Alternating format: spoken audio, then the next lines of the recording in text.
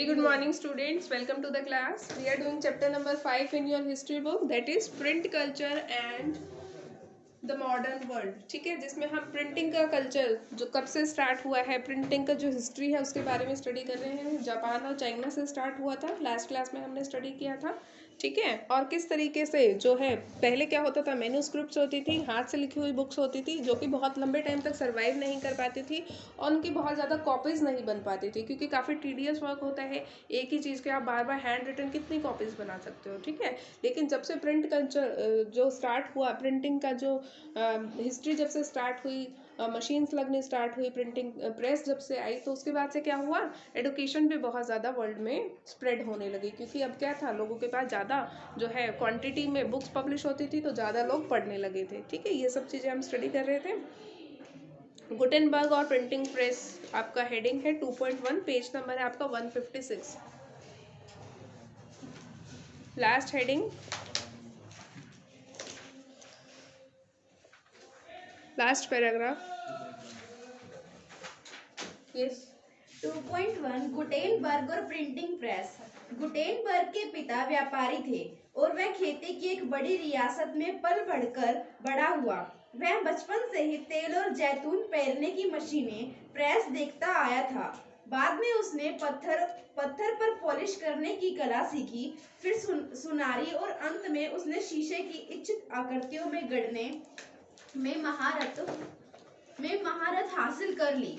अपने ज्ञान और अनुभव का इस्तेमाल उसने अपने नए आविष्कार में किया. देखो, अलग अलग चीज़ों की उसने ट्रेनिंग ली बचपन में. तेल को, किसी चीज़ से तेल कैसे निकाला जाता है, पहले उसने वो प्रेसिंग देखी. ठीक है, उसके बाद उसने जो है पत्थर पर पॉलिश करना सीखा और उसके बाद सुनारी यानी कि जो सुनार का जो काम, छोटा छोटा जो बारीक काम होता है, उसने वो सीखा. और उसके बाद शीशे से कोई भी चीज़, पर्टिकुलर शेप बनाना, उसने ये सब चीज़ें सीखी और इन सबको मिक्स करके उसने अपना एक नया आविष्कार किया. ठीक है, अपने ज्ञान और अनुभव का इस्तेमाल उसने अपने नए आविष्कार में किया. जैतून प्रेस ही प्रिंटिंग प्रेस का मॉडल या आदर्श बना और सांचे का उपयोग अक्षरों की धातुई आकृतियों को गढ़ने के लिए किया गया. गुटेनबर्ग ने 1448 तक अपना यह यंत्र मुकम्मल कर लिया था. उसने जो पहली किताब छापी वह थी बाइबल. ये याद रखना आपको, 1448 में पहली किताब बाइबल की उसने छापी थी. किसने? गुटेनबर्ग ने. तकरीबन 180 प्रतियां बनाने में उसे 3 साल लगे, जो उस समय के हिसाब से काफी तेज था. अभी तो आपको लग सकता है कि 180 कॉपीज बनाने में 3 साल लगे, लेकिन उस टाइम जब इंट्रोड्यूस ही हुआ था ये सिस्टम, उस टाइम के हिसाब से ये स्पीड बहुत ज़्यादा थी कि 3 साल में 180 कॉपीज उसने प्रिंट कर ली थी. ठीक है. पर यह नई तकनीक हाथ से किताबें छापने की तकनीक की जगह पूरी तरह से नहीं ले पाई. शुरू में तो छपी किताबें भी अपने रंग रूप और साज सज्जा में हस्तलिखित पांडुलिपियों जैसी दिखती थी. धातुई अक्षर हाथ की सजावटी शैली का अनुकरण करते थे. हाशिए पर फूल पत्तियों की डिजाइन बनाई जाती थी और चित्र अक्सर पेंट किए जाते थे. अमीरों के लिए बनाई किताबों में छपे पन्ने पर हाशिए की जगह बैल बूटों के लिए खाली छोड़. हाशिए क्या होते हैं?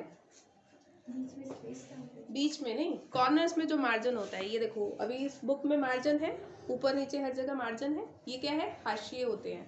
ठीक है, इन जगहों पे किस लिए छोड़ दिया जाता है? खाली, ताकि उस पर कुछ डिजाइनिंग कर दी जाए. ठीक है, जैसे बताया ना, फूल पत्तियों के डिजाइन बनाए जाते थे और चित्र को अक्सर पेंट कर दिया जाता था. ठीक है, हर खरीदार अपनी रुचि के हिसाब से डिजाइन और पेंटर खुद तय करके उसे संवार सकता था. करीब 100 सालों के दरमियान 1450 से 1550 यूरोप के ज्यादातर देशों में छापे खाने लग गए थे. जर्मनी के प्रिंटर या मुद्रक दूसरे देश जाकर नए छापे खाने खुलवाया करते थे. छपाई खाने की संख्या में वृद्धि के साथ साथ पुस्तक उत्पादन में कमाल की बढ़ोतरी हुई. 15वीं सदी के दूसरे हिस्से में यूरोप के बाजार में 2 करोड़ मुद्रित किताबें आईं. यह संख्या 16वीं सदी में 20 करोड़ हो गई. ठीक है, तो स्पीड जैसे जैसे प्रिंटिंग प्रेस का विस्तार होने लगा, 2 करोड़ फिर 20 करोड़, आज के टाइम तक हम जो है धीरे धीरे पहुंच चुके हैं. ठीक है, तो स्टार्ट कैसे हुआ, बेसिकली हम उसको ये जानने की कोशिश कर रहे हैं कि ये सब चीज़ें स्टार्ट कैसे हुआ. आज का सिनेरियो तो आपको पता है, अभी तो क्वांटिटी कोई मतलब एंडलेस है. आप कोई नंबर एक निकाल ही नहीं सकते कि आज के टाइम में कितनी प्रिंटिंग प्रेस के थ्रू जो है बुक्स प्रिंट प्रिंट होती होंगी, लेकिन मेन चीज़ क्या है जानने की कि ये सब चीज़ें स्टार्ट कैसे हुई थी। ठीक है, अलग अलग लोगों ने अलग अलग आविष्कार किए थे। जापान चाइना में अलग अलग चीज़ें होती थी। ठीक है, वो लोग क्या करते थे, एक जो है लकड़ी के टुकड़े पे प्रिंट करते थे। अभी ये यहाँ पे गुटनबर्ग ने एक नई चीज़ इंट्रोड्यूस करी।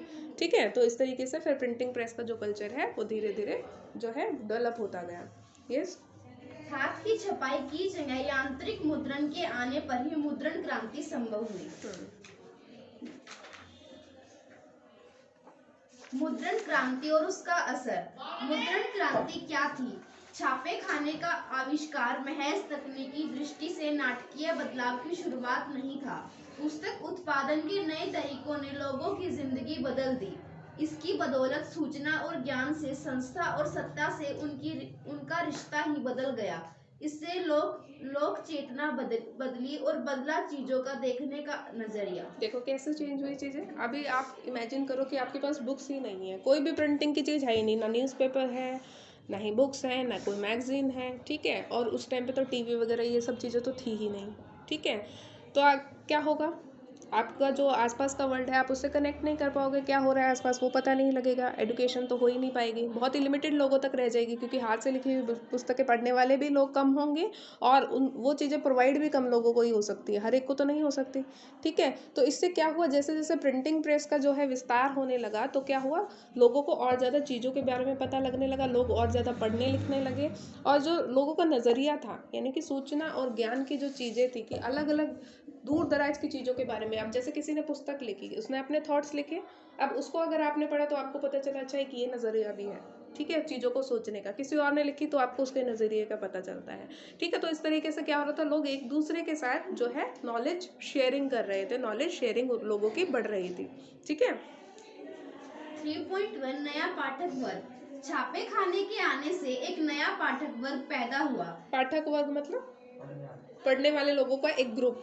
ठीक है, छपाई से किताबों की कीमत गिरी। किताब की हर प्रति के उत्पादन में जो वक्त और श्रम लगता था वह कम हो गया और बड़ी तादाद में प्रतियां छापना आसान हो गया। बाजार किताबों से पट गई, पाठक वर्ग भी बृहत्तर हो गया। किताबों तक पहुंच आसान होने से पढ़ने की एक नई संस्कृति विकसित हुई। अब तक आम लोग मौखिक संसार में जीते थे। ठीक है, आपको तो पता है ना इंडिया का जो एजुकेशन सिस्टम था, पहले क्या था, ब्रिटिशर्स के आने से पहले भारत में शिक्षा कैसे दी जाती थी, वर्बली दी जाती थी, बुक्स के थ्रू नहीं होती थी। जो भी टीचर को पढ़ाना होता था सब वर्बली पढ़ाते थे। बोलते हैं ना कि पहले के बच्चों का माइंड ज़्यादा शार्प क्यों होता था, क्योंकि वो बुक्स पे डिपेंड नहीं थे। एक मतलब एक क्रिटिकल जो चीज़ दी जाती है आज की जो स्टडी सिस्टम है कि एक पर्टिकुलर बुक या हम जो है करिकुलम उठा लेते हैं और उसी को फॉलो करते रहते हैं, लेकिन पहले के लोग क्या करते थे, उनको हर चीज़ जो है ज़बानी याद रखनी पड़ती थी, तो वो ज़्यादा मेहनत है। अब आपको ये सब चीज़ें जो है ऐसे ही बताई जाए कितना याद रख सकते हो, एक कैपेसिटी होती है ना माइंड की। ठीक है, अभी क्या है आपके बुक्स पे बहुत ज़्यादा डिपेंडेंस है। ठीक है, लेकिन पहले के टाइम में क्या थी, लोग जो है वर्बली कम्युनिकेट करते थे, वर्बली जो है कनेक्ट होते थे, चाहे वो पढ़ाई लिखाई से जुड़ी हुई चीज़ें हैं, चाहे कहीं की न्यूज़ है, वर्बली लोगों तक पहुंचती थी, तो उसमें टाइम भी बहुत ज़्यादा लगता था। प्रिंटिंग प्रेस के बाद क्या हुआ, लोगों ने जो है राइटिंग से इंट्रोड्यूस हुए कि लिखना कैसे है, लिखा कैसे जाता है, पढ़ा कैसे जाता है। पहले तो सुनना ही होता है, सुनने में तो ना तो आपको लिखने की ज़रूरत है, ना ही जो है पढ़ना पड़ता है। तो रीडिंग और राइटिंग की जो स्किल थी फिर लोगों की, वो भी डेवलप होती है। ठीक है, किताबों तक पहुंच आसान होने से पढ़ने की एक नई संस्कृति विकसित हुई। अब तक आम लोग मौखिक संसार में जीते थे। वे धार्मिक किताबों का वाचन सुनते थे, गाथा गीत उनको पढ़कर सुनाए जाते थे और किस्से भी उनके लिए बोलकर पढ़े जाते थे। ज्ञान का मौखिक लेन देन ही होता था। लोग बाग समूह में ही दास्तान सुनते या कोई आयोजन देखते आए थे। आप 8वें अध्याय में देखेंगे कि वे तन्हाई में या खामोशी से पढ़ने के आदि नहीं थे। छपाई क्रांति के पहले किताबें न केवल महंगी थी बल्कि उन्हें पर्याप्त मात्रा में छापना भी असंभव था। ठीक है, तो क्या हो रहा था, जैसे एक बुक छप गई तो उसको जो है लोगों तक कैसे, जैसे आप लोग बैठे हो, बहुत सारे और लोग बैठे हो, तो उनको पढ़ के सुनाया जाता था एक बुक में से। ठीक है, या फिर जैसे ये बता रहे हैं कि कोई आयोजन किया जाता था, दास्तान सुनाई जाती थी, ठीक है। तो क्या होता था, बुक्स लिमिटेड क्वांटिटी में थी, तो क्या था, लोगों के में हैबिट नहीं थी कि एक पर्सन एक बुक पढ़ रहा है, ठीक है। ग्रुप में जो है पढ़ के उनको सुनाया जाता था, उनको बताया जाता था, समझाया जाता था। तो उससे दो चीज़ें हो रही थी कि एक तो ये था कि लोगों की इंडिविजुअली पढ़ने की, बैठने की, स्टडी करने की हैबिट्स नहीं थी। दूसरा ये था कि लोग पढ़ना ही नहीं जानते थे, ठीक है। उनको ये पता था कि हम बैठ के यहाँ सुन लेंगे, जिसको पढ़ना आता था वो पढ़ के उनको सुना देता था, ठीक है। लेकिन जैसे ही कि नंबर बढ़ा तो लोगों को लगा होगा कि हम क्यों ग्रुप्स में जाके पढ़े, हम खुद भी पढ़ सकते हैं। तो उससे दो फायदे हुए, एक तो इंडिविजुअल स्टडिंग करने लगे, रीडिंग करने लगे लोग, ठीक है, और दूसरा पढ़ना सीख गए, ठीक है।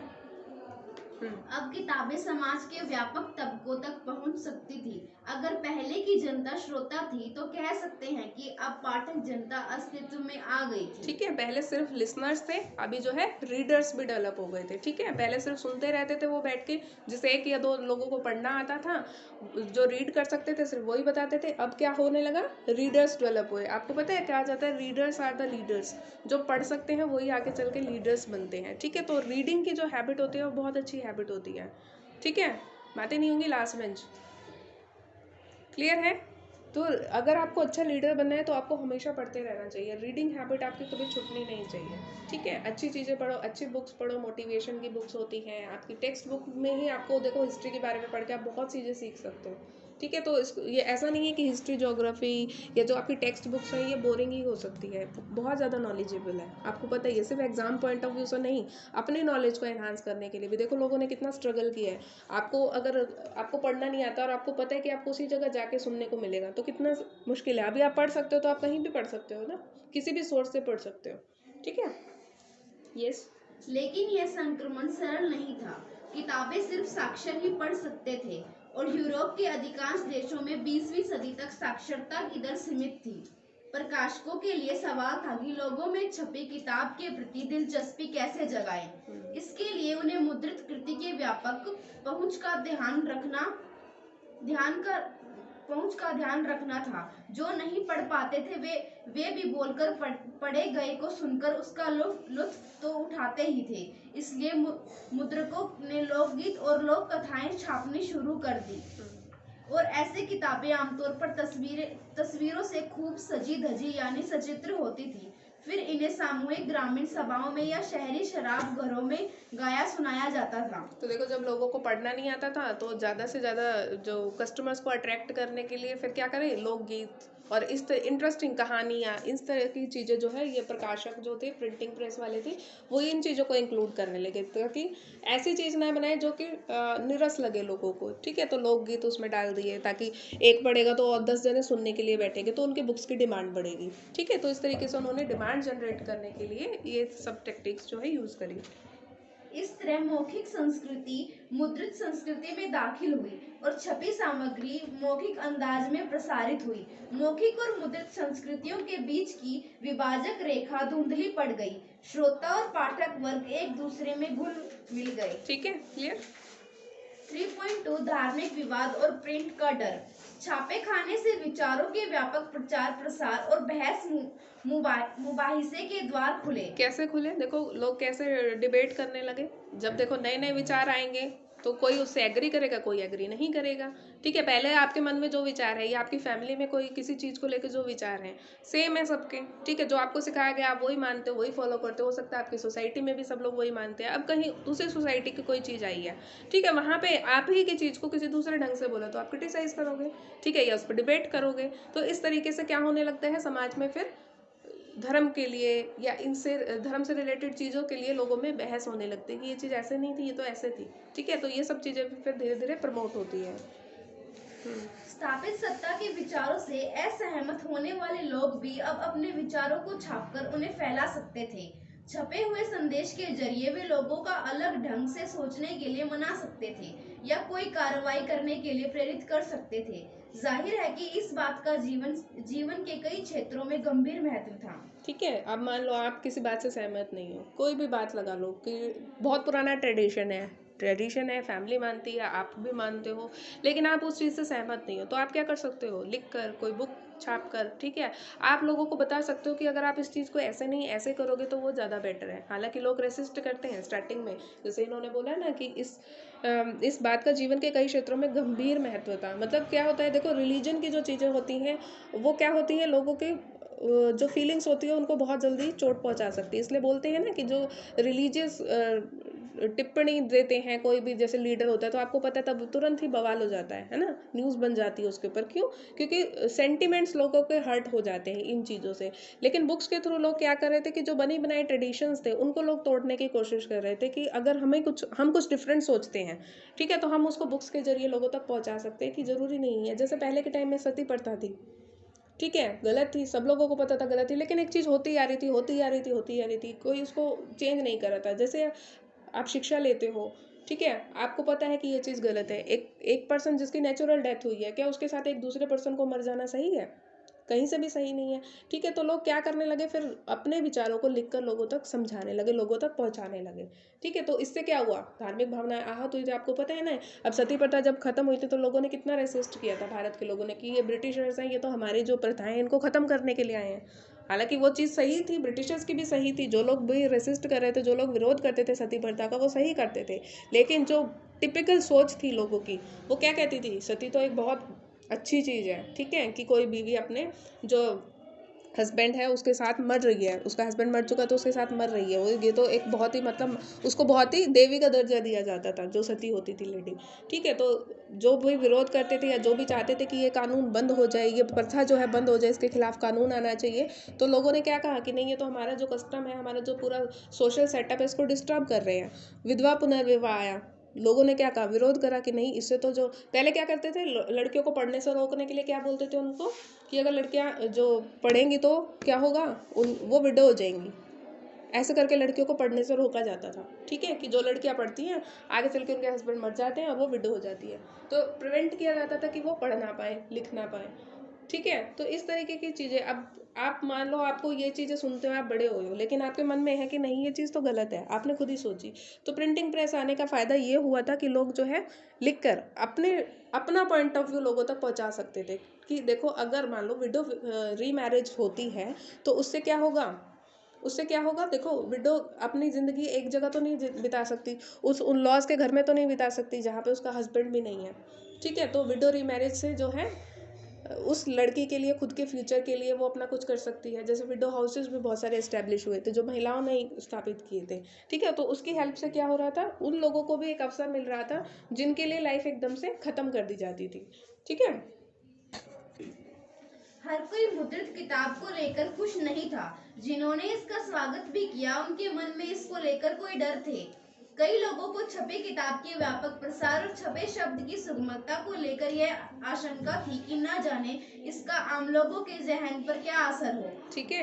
लोगों को डर था कि जो भी इसमें लिखा गया है अगर लोग उनको मानने लगे तो लोगों की लाइफ जो है चेंज हो जाएगी। चेंज किसी को भी पसंद नहीं होता, ठीक है। अगर आपको ये बोल दिया जाए ना कि आपको इस रूम में नहीं, कल से आपको उस रूम में बैठना है, अगर 6 महीने आप इस रूम में बैठे हो ना तो आपको सिंपली कोई लॉजिक में नहीं है, लेकिन चेंज हुआ है तो आप उसको रेसिस्ट करोगे, ठीक है। लास्ट बेंचर को बोलो वो हमेशा वहाँ बैठता है, उसको बोलो फर्स्ट बेंच पे बैठो तो उसको तकलीफ होगी, ठीक है। कि मेरी तो यही सीट है, मुझे आदत है इस चीज़ की, चाहे उस चीज़ से कोई नुकसान नहीं है, ठीक है, वो वहाँ बैठा है चाहे यहाँ बैठे, कोई फर्क नहीं पड़ता। लेकिन जब भी चेंज आता है पीपल रेसिस्ट, लोग विरोध करते हैं, ठीक है। तो यही चीज़ थी कि जब ये चीज़ें हो रही थी तो लोगों को डर था कि नहीं, ये तो हमारा जो सोशल जो सेट है चीज़ें वो डिस्टर्ब होने लगेंगी, जैसा हम जीवन जी रहे हैं वो चीज़ें डिस्टर्ब होंगी। तो ये डर लोगों के मन में आ गया कि प्रिंटिंग प्रेस के थ्रू लोगों जो है लाइफ चेंज करने की कोशिश कर रहे हैं किस लोगों की, ठीक है।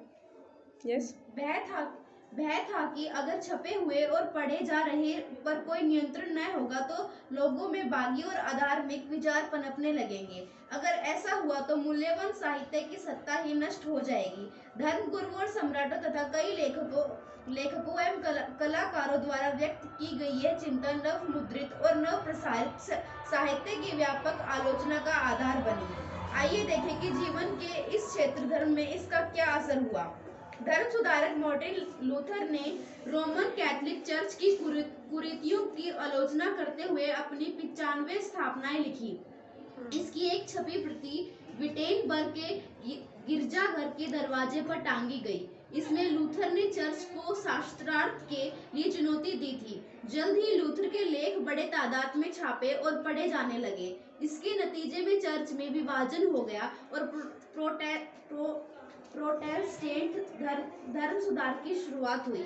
कुछ ही हफ्तों में न्यू टेस्टामेंट के लूथर के तर्जुमे या अनुवाद की 5000 प्रतियां बिक गई और 3 महीने के अंदर दूसरा संस्करण निकालना पड़ा। प्रिंट के प्रति तहे दिल से कृतज्ञ लूथर ने कहा, मुद्रण ईश्वर की दी गई महानतम देन है, सबसे बड़ा तोहफा। कई इतिहासकारों का यह ख्याल है कि छपाई ने नया बौद्धिक माहौल बनाया और इसमें धर्म सुधार आंदोलन के नए विचारों के प्रसार में मदद मिली। ठीक है, अभी हमने इंडिया के कंटेक्स्ट में एक एग्जांपल डिस्कस किया था। ये जो है रोमन कैथोलिक चर्च की कुरीतियों के खिलाफ मार्टिन लूथर ने अपने विचार व्यक्त किए। ठीक है, इन्होंने चैलेंज किया चर्च को कि आप मेरे साथ आकर धर्म के ऊपर डिबेट करो। ठीक है, जब इन्होंने ओपनली डिबेट किया तो क्या हुआ, कुछ लोग इनके पक्ष में आ गए। ठीक है, जो मानते थे कि हाँ ये कुरीतियाँ हैं, ये गलत चीज़ें हैं, जो प्रैक्टिसेस रोमन कैथोलिक चर्च में हो रही थी वो कुरीतियाँ हैं, मतलब उनको नहीं प्रैक्टिस किया जाना चाहिए।